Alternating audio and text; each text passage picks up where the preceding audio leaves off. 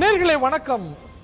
பலரும் எதிர்பாராத புதிய திருப்பங்கள் அமைந்துள்ளதாக இருக்கிறது ஆர்கே நகர் இடைத்தேர்தல் முடிவுகள்.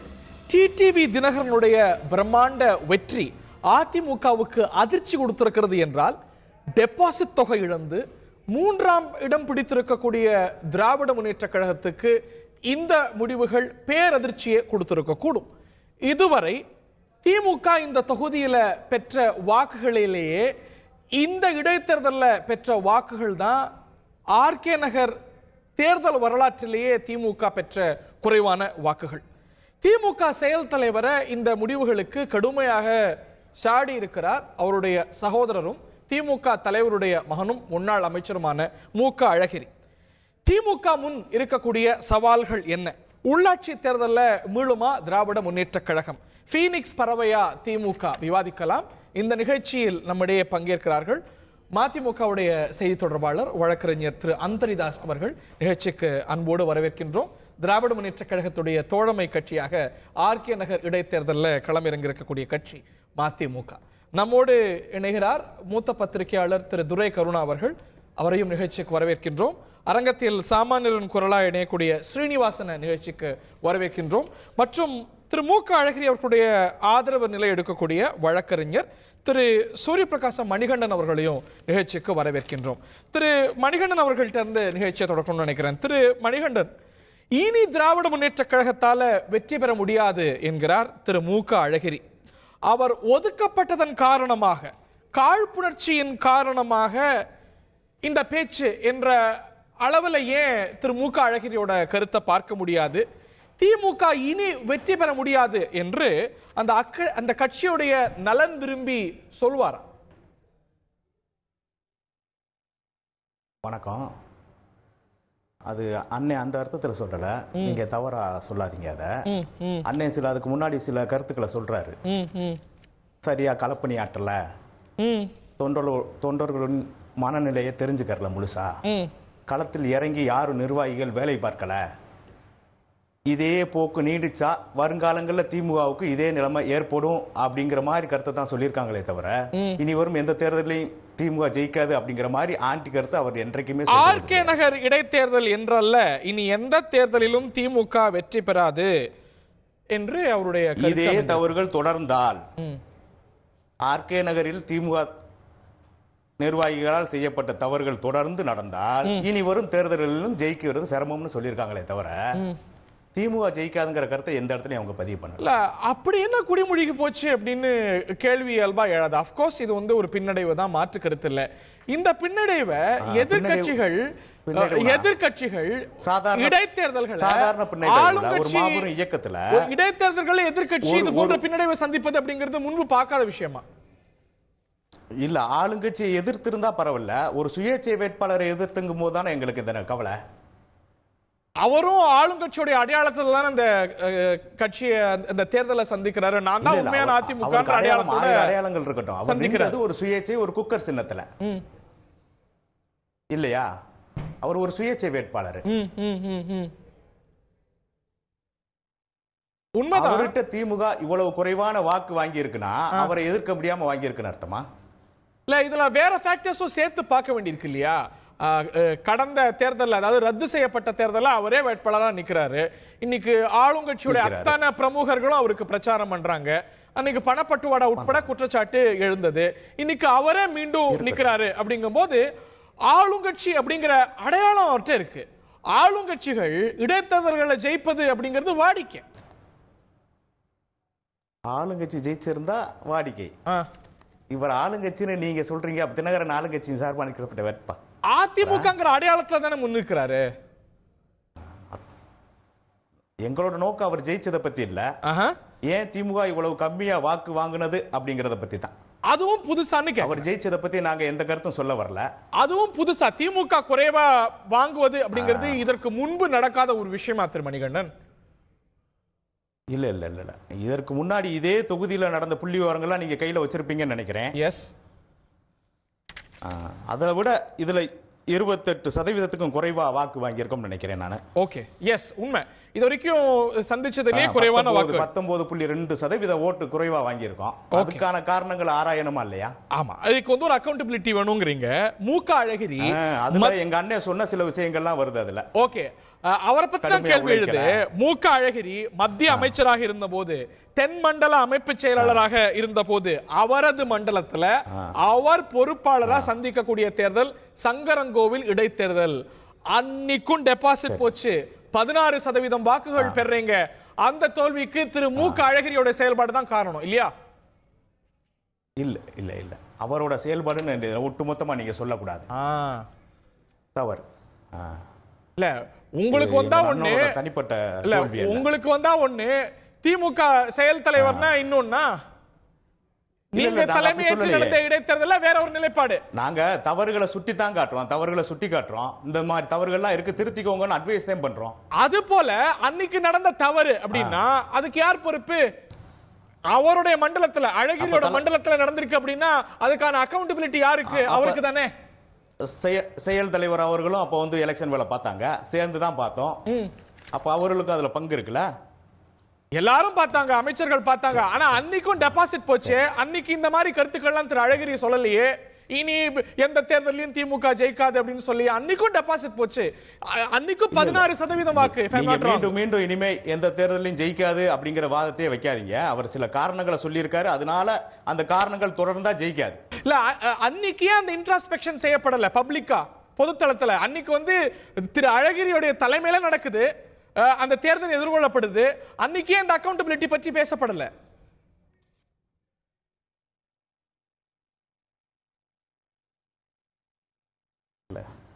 சங்கரங்கோயில் இடைத்தேர்தல் நடந்தப்ப முன்னாள் முதல்வர் ஜெயலலிதா அவங்க உயிரோட இருக்கிறாங்க. சரி, அவங்க அதை ஒரு மான பிரச்சனையா எடுத்து செஞ்சாங்க. அப்ப சரி, விஜயகாந்த் அவங்களுக்கும் ஒரு கருத்து மோதல் வருது. ஓகே, அதுல திராணி இருந்தால் ஜெயிச்சு பாருங்கள் அப்படிங்கிற மாதிரி அசுர வேகத்துல அப்ப அவங்க வேலை பார்த்தாங்க, ஆளுங்கட்சி. சரி, அப்ப அவங்க ஆளுங்கட்சி, அதனால ஜெயிச்சாங்க இல்லையா?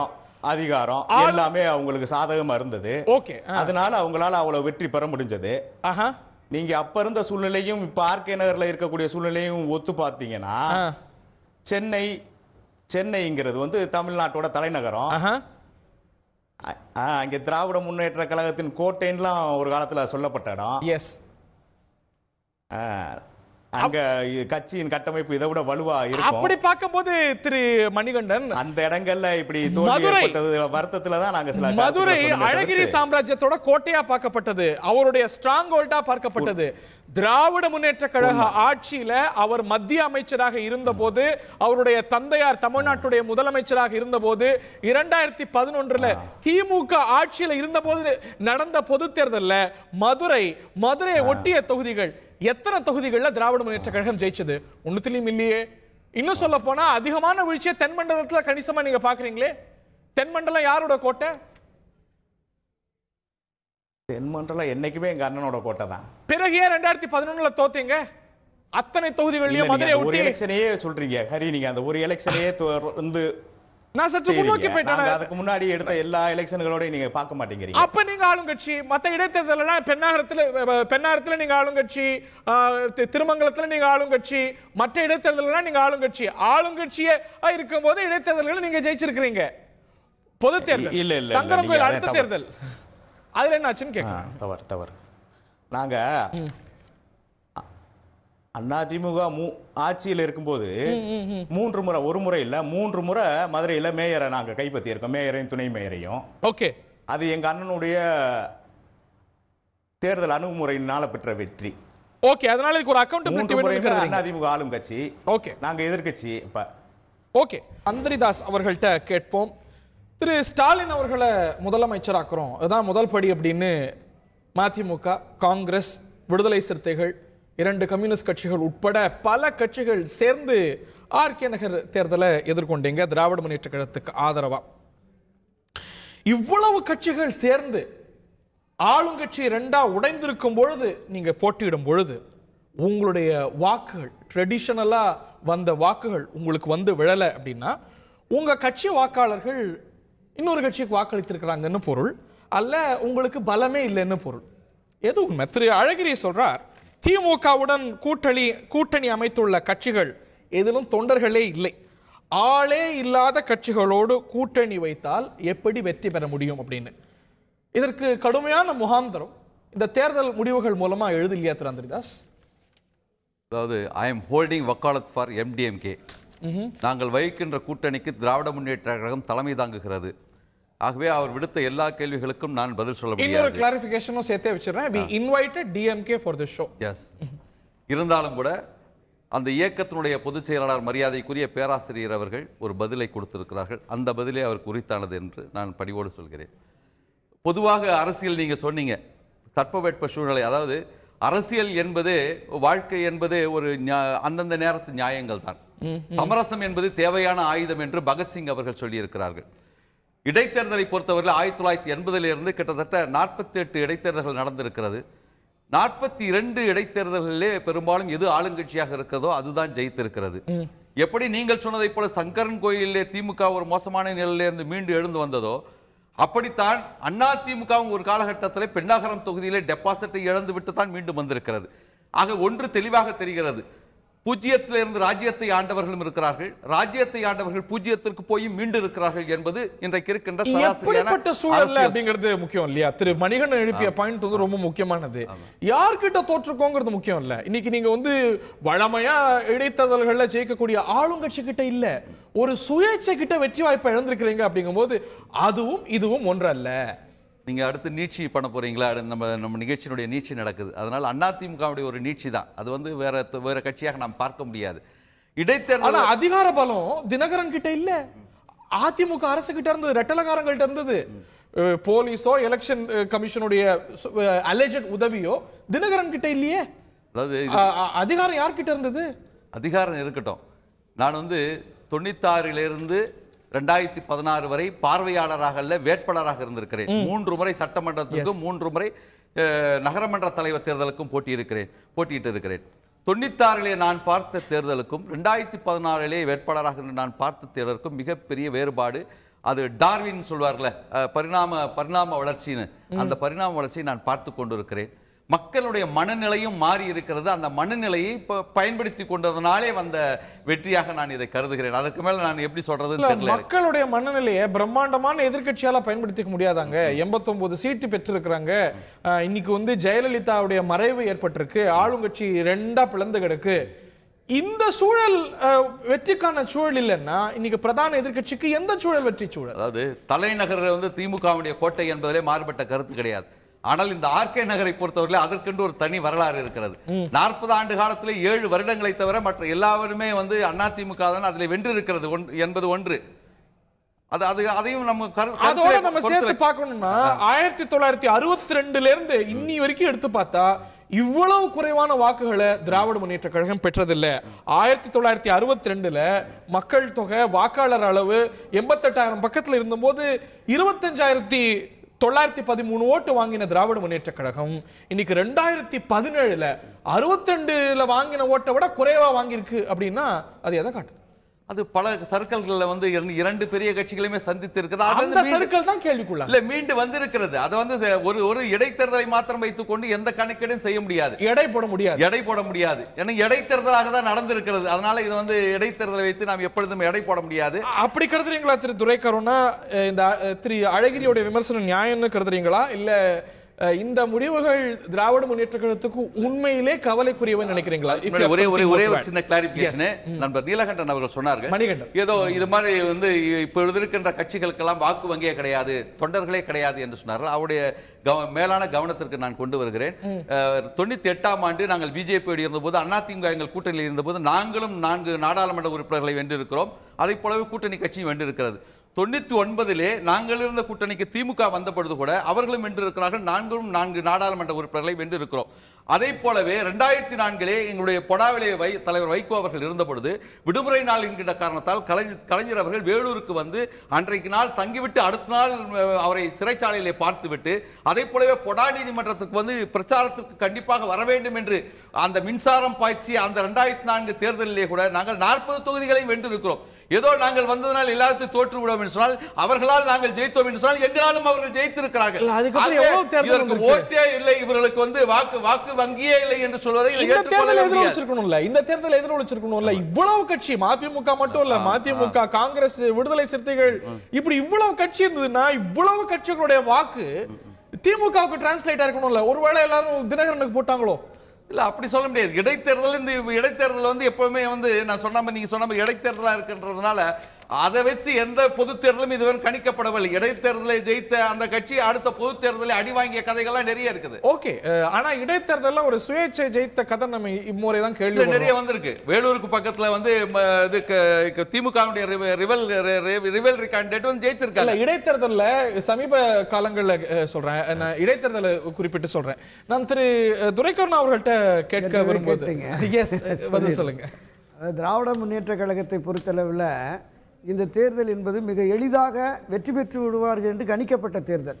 ஏன்னா அனைத்து இந்திய அண்ணா திராவிட முன்னேற்ற கழகத்தில் 2 பிரிவுகளாக தேர்தலை சந்திக்கிறார்கள். திராவிட முன்னேற்ற கழகம், காங்கிரஸ், மதிமுக, கம்யூனிஸ்ட் கட்சிகள், விடுதலை சிறுத்தைகள், இப்படி ஒரு பெரிய கூட்டணி இருக்கிறது. இதனுடைய வாக்கு வங்கி கட்சி உறுப்பினர்கள் வாக்குகளே ஒரு பெரும்பான்மையான வாக்குகள் வந்துவிடும். இப்போ இதை தவிர்த்து பாட்டாளி மக்கள் கட்சி, தமிழ் மாநில காங்கிரஸ், தேசிய தேமுதிக, விஜயகாந்தனுடைய கட்சி வந்து இவங்கெல்லாம் தேர்தலை புறக்கணிக்கிறார்கள். ஆட்சிக்கு எதிரான மனநிலை கொண்ட இவர்கள் வாக்களித்தாலும் குறைந்தபட்சம் ஒரு 50% வாக்குகளாவது திமுக வேட்பாளருக்கு வந்துவிடும்.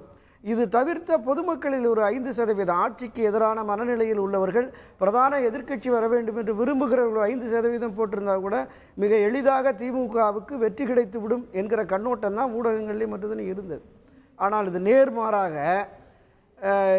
செல்வி ஜெயலலிதா, மறைந்த முதலமைச்சர் செல்வி ஜெயலலிதா அவர்களை எதிர்த்து ஒரு திமுக பெண் வேட்பாளர் 57,000 வாக்குகள் வாங்கிய நிலையில் உள்ளூர் வேட்பாளர், மிக சாதாரணமான வேட்பாளர், தெருவாக அலைந்து இந்த 2 லட்சம் வாக்குகளையும் வீடு வீடாக சென்று சந்தித்த ஒரு வேட்பாளர், அவர் வந்து 24,000 வாக்குகள் வந்து கட்டுத்தொகை இழக்கக்கூடிய அளவிற்கு போனது என்பது திமுகவுக்கு உண்மையிலேயே மிகப்பெரிய பின்னடைவு தான். மீள முடியாத ஒரு விஷயமா? வெளியில் மீண்டு வருவார்கள். நீங்கள் திராவிட முன்னேற்ற கழகமும் அனைத்து இந்திய அண்ணா திராவிட முன்னேற்ற கழகமும் 1967 மாறி மாறி இந்த 2 கட்சிகள் தான் ஆட்சி கட்சிகளாக இருக்கிறது.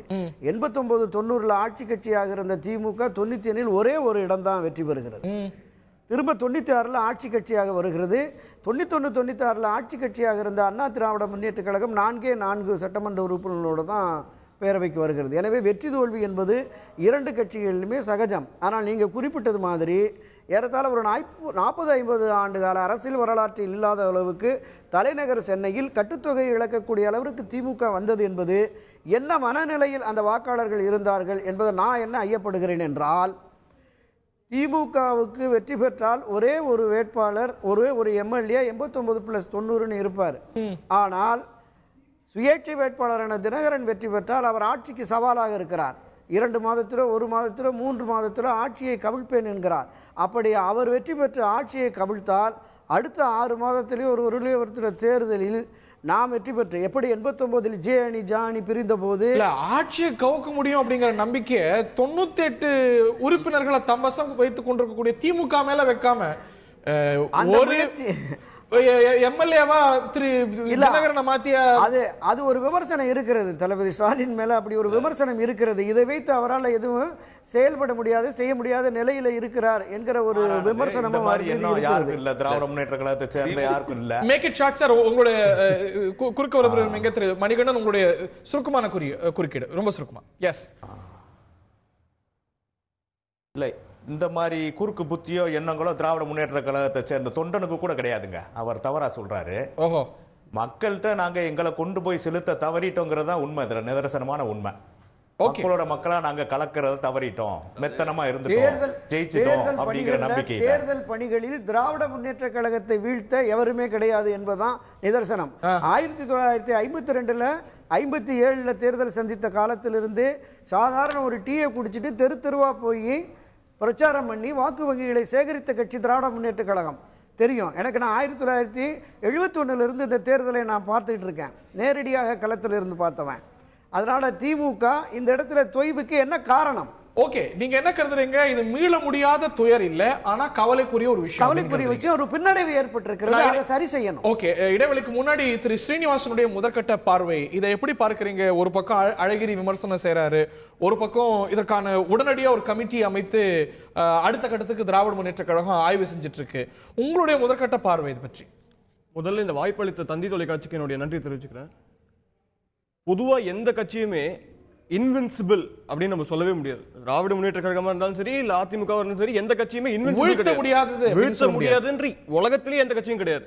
சோ இப்ப திமுக ஆர்கே நகர் இடைத்தேர்தலில் தோத்துருக்காங்க அப்படின்னு சொன்னா, அதை வைத்தே 234 தொகுதியிலும் தேர்தல் நடந்தா இதே முடிவுதான் வரும் அப்படின்னு சொல்றது மிகப்பெரிய தவறு, மிகப்பெரிய பிழை. ஒரு பான சொத்துக்கு ஒரு சோறு பதம் இல்லையா? ஜெயலலிதா மறைவுக்கு பிறகு நடக்கக்கூடிய முதல் தேர்தல் இல்லையா?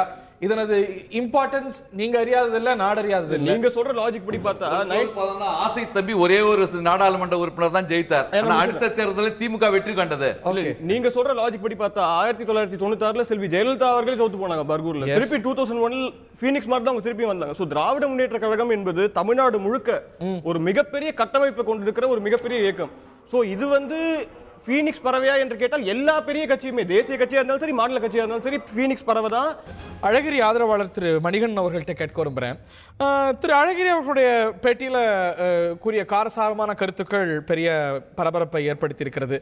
தாண்டி திரு மணிகண்டன், திமுகவோ அதிமுகவோ இந்த இரு பெரும் திராவிட இயக்கங்களும் தமிழ்நாட்டு அரசியல்ல மாபெரும் தோல்விகளை சந்திச்சிருக்கு. அதுல இருந்து மீண்டிருக்கு. மற்ற விருந்தினர்கள்லாம் குறிப்பிட்டது போல பெண்ணாகரத்தில் டெபாசிட் இழந்து அடுத்த பொது தேர்தலில் ஆட்சி அமைக்கிறது அதிமுக. 91 மிக குறைவான சீட்டுகளை பெற்று 96 ஆட்சிக்கு வரீங்க. 96 இவர் ஸ்ரீனிவாசன் குறிப்பிட்டது போல ஜெயலலிதாவே தோற்கிறாங்க, 2001 ஆட்சி பெறாங்க. ஸோ இந்த மாதிரியான செட்பேக்ல இருந்து ஏன் மீள முடியாது? ஏன் இதை இவ்வளோ பெரிய இழப்பா பார்க்கணும் திரு மணிகண்டன்?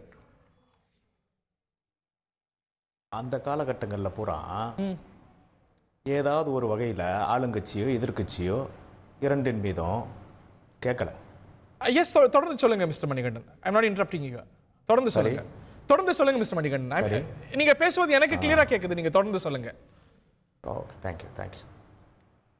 நீங்க குறிப்பிட்ட காலங்களில் பூரா ஆளுங்கட்சிகள் மீதோ எதிர்கட்சி மீதோ ஏதோ ஒரு வகையில் பெருத்த விதமான எதிர்ப்பு மக்களிடம் இருந்தது. அதனால எதிர்த்து போட்டியிடுறவங்களுக்கு குறைவான சதவீதத்தில் வாக்கு செலுத்துச்சுங்கிறது யதார்த்தமான உண்மை. அதுகெல்லாம் தெரியும் நினைக்கிறேன் உங்களுக்கு. இப்ப திமுக குறித்து நாங்க இந்த தோல்வியை குறித்து மாத்திரம்தான் பேசுறோம். நாங்க தொடர் தோல்விகளை குறித்து மாத்திரம்தான்.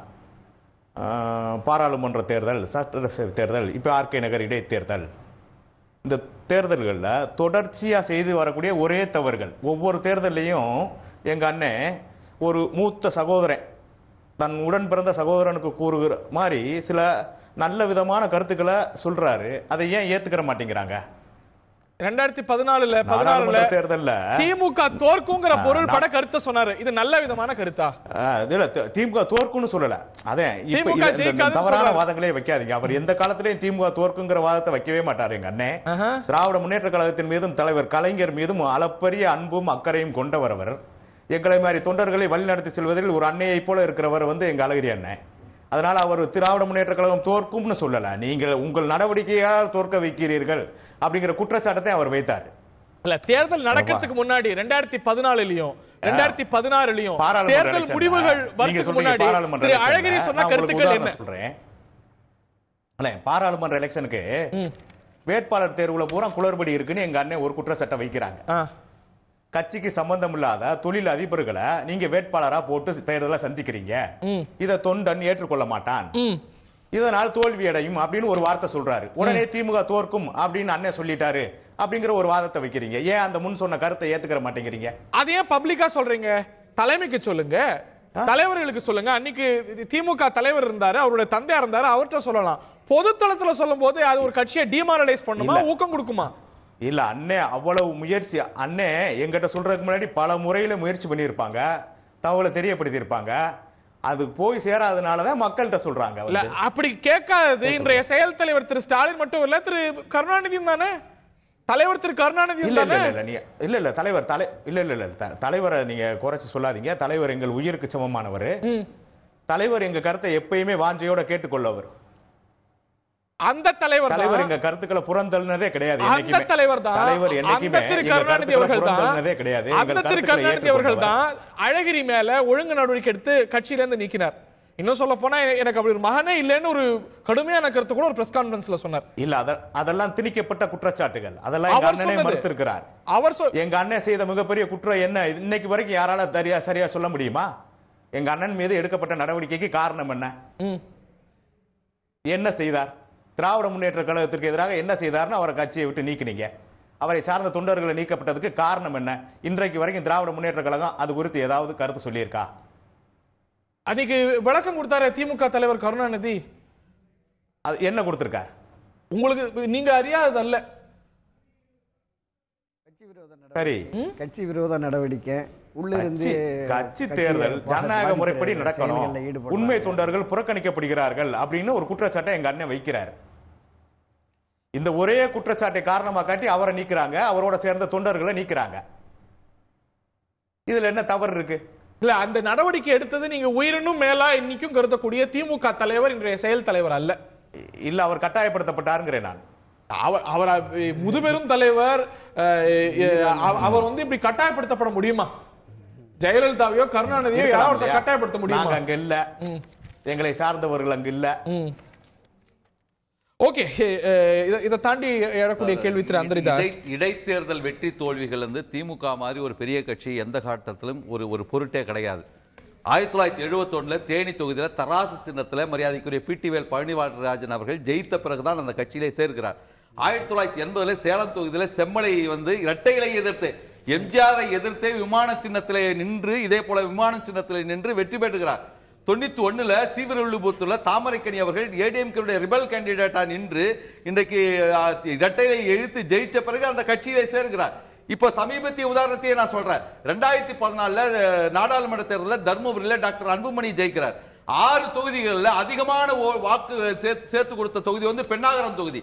அந்த பெண்ணாகரம் தொகுதியில 2016 அவரே சட்டமன்றத்துக்கு நிற்கிறார். ஆனால் அதிலே தோல்வி அடைகிறார் என்று சொன்னால் எவ்வளவு பெரிய மாற்றம் வந்திருக்கிறது. இதை வைத்துக் கொண்டு எப்பொழுதுமே கணக்கிடக்கூடாது. அதுவும் திமுக தொண்டர்களை பொறுத்தவரை அரசு தெளிவுபடுத்தவர்கள் அவருடைய வாக்குகள் இதை போன்ற காரணங்களால் மடைமாற்றம் செய்யப்படும் என்பதையே நிச்சயமாக ஏற்றுக்கொள்ள முடியாது. இல்ல இங்க வெற்றி தோல்விங்கிறத தாண்டி வாக்கு வங்கியில பெரிய சரிவு இல்லாட்டி வாக்கு வங்கியில ஒரு பெரிய ஓட்டம் வந்திருக்கு. அதுதானே பார்க்க வேண்டியிருக்கிறது. ஜெயலலிதாவுக்கு எதிரா ஒரு பொது தேர்தல்ல இவ்வளவு பெரிய வெற்றி பெற முடியும் அப்படின்னா இன்னைக்கு டிடிவி தினகரனுக்கு எதிராக மதுசூதனனுக்கு எதிராக இன்னைக்கு வெற்றி பெற முடியாதா? அல்ல குறைஞ்சபட்சம் போன தேர்தலில் வாங்கின வாக்குகளையா தக்க வைக்க முடியாதா? வெற்றி வரும்போது 1000 பேர் வருவார்கள் கூடி கும்மாளம் அடிப்பதற்கு. தோல்வி எனும் போது வந்து அது ஆர்பன் என்று சொல்வார்கள். அது ஒரு தனித்து விடப்பட்ட குழந்தை என்று சொல்வார்கள். அப்படி என்று பார்த்தால் 2016 இதே செயல் தலைவர் அவர்களுடைய அந்த அயராத அந்த உழைப்பின் காரணமாகத்தானே இன்றைக்கு 89 பேர் என்று அந்த கட்சியில இருந்திருக்கிறார்கள். ஆகவே 89 பிளஸ் என்பதை விட தினகரன் வென்று விட்டால் இந்த ஆட்சிக்கு வந்து கைகூடும் என்கின்ற எண்ணத்திலே மடைமாற்றம் செய்யப்படும் என்பதை ஏற்றுக்கொள்ள முடியாது. ஓகே, திரு துரைக்கண்ணு அவர்கள்ட்ட கேட்க வரும்போது இன்று திரு அழகிரியோட கருத்து பரபரப்போட பேசப்படுது. பரபரப்பை தாண்டிய தாக்கம் இன்றைய திமுக இருக்கும்னு நினைக்கிறீங்களா? கருத்து கூறுபவர் நீக்கப்பட்டவர் மட்டும் இல்ல, திமுக தலைவருடைய மகன், சொந்த மகன் மற்றும் முன்னாள் மத்திய அமைச்சர், திமுக செயல் தலைவருடைய சகோதரர் அப்படிங்கும்போது குறைஞ்சபட்சம் ஒரு தர்மசங்கடம் ஏற்பட்டிருக்கு.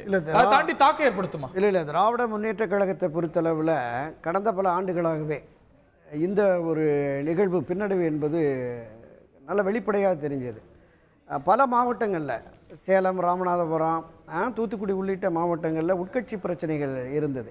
மாவட்ட செயலாளர்கள் நியமனம், தேர்வுகள், அதே போல் மாவட்டங்களில் ஒரு 35 மாவட்டம் 50 மாவட்டங்களாகி 50 மாவட்டம் 65 மாவட்டங்களாகி 65 மாவட்ட செயலாளர்கள் நியமித்த போது ஒரு அதிருப்தி இருந்தது கட்சியில். கொஞ்சம் கொஞ்சமாக எனக்கு என்ன தோணுதுன்னா, கிட்டத்தட்ட ஒரு 50 ஆண்டுகளுக்கும் மேற்பட்ட ஒரு மிகப்பெரிய அனுபவம் மிக்கவராக செயல் தலைவர் தளபதி ஸ்டாலின் இருக்கிறார்.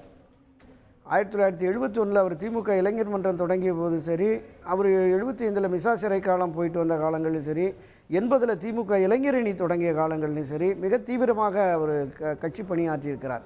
ஆனால் என்னென்னா இந்த கடந்த ஒரு வருடத்துக்கு முறைக்கு வரமே 1980 அவர் ஒரு இளைஞரணி நிர்வாகியாக மட்டுமே இருந்தார். திமுகவினுடைய பிரதான மாநில மாவட்ட நிர்வாகிகளோடு ஒரு இணக்கமான ஒரு சூழலை அவர் வளர்த்துக்கிறலையோ அப்படிங்கிற மாதிரி தான் நான் கருதுறேன். அவர் முன்னெடுப்புல தானே பிரம்மாண்டமான எதிர்க்கட்சியா இந்த தேர்தலில் திமுக நிச்சயமாக அது ஆட்சி கட்சியா வரக்கூடிய அளவுக்கு கூட ஒரு நல்ல நிலைமையோடு அவருடைய அந்த நமக்கு நாமை பயணம் இதெல்லாம் இருந்தது. திரு கருணாநிதி அவர்களை போல ஒரு நட்புணர்வோடு குடும்ப பாசத்தோடு நிர்வாகிகளையும் அடிமட்ட தொண்டர்களையும் அவர்களுடையும் ஒரு அரவணைக்கவில்லை என்கிற ஒரு மனப்போங்கு திமுகவில் திரு அழகிரிக்கு இருக்கிற மாதிரியான ஒரு அதிருப்தி பல்வேறு பகுதிகளில் இருக்கிற நிர்வாகிகள் இருக்கு. அது ஒரு புகைச்சலாகவே இருக்கிறது. ஓகே, திமுக ஸ்போக்ஸ் பர்சன் தான் இதுக்கு காம்பிடன்ட் பர்சன் டு ஆன்சர். நான் உங்கள்கிட்ட கேட்க விரும்புகிறேன், உங்களுடைய இறுதியான கருத்தை கேட்க விரும்புகிறேன். இப்படி நீங்க சொன்னது போல மற்றவர்களும் குறிப்பிட்டது போல சரிவுகள்லேருந்து கட்சிகள் மீண்டிருக்கு. உள்ளாட்சி தேர்தலையே அந்த மீளுதல் இருக்கும்னு நினைக்கிறீங்களா? இந்த ஒரு தோல்வி ஷார்ட் டேர்ம் அளவுல ஒரு பாதிப்புனாலும் கூட லாங் டேர்ம் அளவுல ஆளுங்கட்சி ரெண்டா பிளக்குது, மேலும் பிளவுகள் வரும், ஆட்சிக்கு ஆபத்து வருங்கிற அடிப்படையில் திமுகவுக்கு சாதகமாக கூட டிடிவி தினகரனுடைய வெற்றி அமையக்கூடிய வாய்ப்பு இருக்குன்னு நினைக்கிறீங்களா? நீங்க கேட்ட கேள்வியோட முதல் பார்ட் ஆஃப் தி क्वेश्चन வந்து இப்போ அடுத்த உள்ளாட்சி தேர்தலிலே இது ரிஃப்ளெக்ட் ஆகுமா இல்ல அடுத்து எப்போ ரிஃப்ளெக்ட் ஆகும் அந்த சென்ஸ்ல நீங்க ஒரு क्वेश्चन கேட்டீங்க. தமிழ்நாட்டில் இப்போ அடுத்த எந்த தேர்தல் வரும் எப்போ வரும்ன்றது ஒரு $1 மில்லியன் क्वेश्चन. ஸோ அது இருக்கட்டும். நான் என்ன சொல்ல விரும்புறேன்னா பொது தேர்தல் இல்ல ஒரு நாடாளுமன்ற தேர்தல் தமிழ்நாடுங்கிற மொத்த மாநிலத்துக்கும் நீங்க எடுத்து பார்த்தீங்கன்னு சொன்னா இப்போ நடந்த இந்த ஒரு பை எலெக்ஷன், இப்போ நடந்த ஒரு ஆர்கே நகர் இடைத்தேர்தல், இது மொத்த பிக்சர் பிக் பிக்சர்னு சொல்லுவாங்க, மொத்த பிக்சரை ரிஃப்ளெக்ட் பண்றதா நான் நினைக்கல. அதே மாதிரி திராவிட முன்னேற்ற கழகத்தை பொறுத்த வரைக்கும் இது ஒரு பின்னடைவு தான். மறக்கவே இது ஹைட் பண்றதுக்கு ஒண்ணுமே கிடையாது. கண்டிப்பா இது ஒரு பின்னடைவு தான். ஆனா இந்த பின்னடைவுல இருந்து எல்லா பெரிய கட்சி பிஜேபியில இருந்து காங்கிரஸ்ல இருந்து உலகத்துல இருக்கிற எல்லா பெரிய கட்சியுமே மீண்டிருக்காங்க. அதே மாதிரி திராவிட முன்னேற்ற கழகமும் மீளும் அப்படின்னு நான் நம்புறேன். மீளுவான்றத காலம் தான் தீர்மானிக்கும். ஓகே, சீனிவாசன் சொன்னாரு இது பின்னடைவு, தற்காலிக பின்னடைவு என்று சொன்னாலும் சரிவுகள் நிரந்தரம் அல்ல, சறுக்கல்கள் அவமானம் அல்ல, சரிவை ஏணியாக்குவோம், சறுக்களை தோணியாக்குவோம் என்கின்ற அந்த உறுதியோடு திமுக தலைமையிலான இந்த கூட்டணி வெற்றியின் சமவெளியை நோக்கி பயணிக்கும். ஓகே, உங்களுடைய இறுதியான கருத்துக்கள் within 20 seconds மிஸ்டர் மணிகண்டன் சுருக்கமா. திராவிட முன்னேற்ற கழகம் இதுல இருந்து மீண்டு வரணுங்கிறதுல எங்க அண்ணனுக்கு மாற்று கருத்து இல்ல. ஓகே, ஆனா அதற்கு முன்னால் எடுக்க வேண்டிய சில கருத்துக்களை அண்ணன் சொல்றாரு. மாற்று கட்சியிலிருந்து வந்தவங்களுக்கா பதவிகளை கொடுத்திருக்கோம், அவங்க எல்லாம் களையப்பட வேணும்னு சொல்றாரு. களம் இறங்கி தொண்டர்களோடு தொண்டர்களா கலந்து கட்சி வேலை பார்க்குற லெவலுக்கு தலைவர்களா நிர்வாகிகளா போடணும்னு சொல்லியிருக்காரு. ஜனநாயக ரீதியில கட்சி அமைப்பு தேர்தல்களை நடத்தி உறுப்பினர்களை தலைவர்களா கொண்டு வரணும்னு சொல்றாரு.